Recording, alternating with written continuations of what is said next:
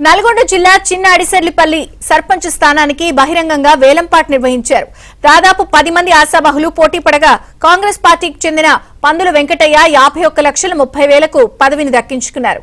ఈ నగదు డిసెంబర్ 7న గ్రామ పెద్దలకు అప్పజెప్పాలని గ్రామస్తులు నిర్ణయించగా వచ్చిన డబ్బుతో బొడ్రాయి శివాలయాన్ని నిర్మించాలని తీర్మానం చేశారు.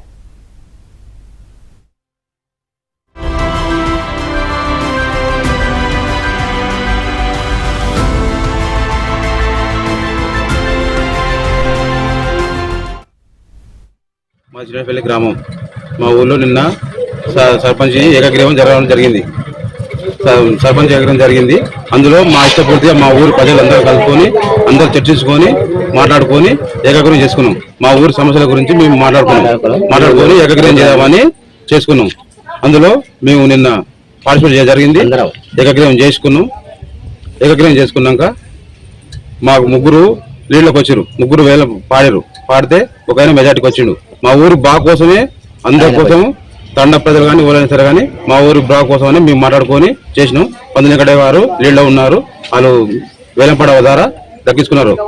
మా ఊరు బాగు కోసం తీసుకున్నాం. ఇలా ఎవరి స్వార్థం లేదు, ఎవరు లేదు.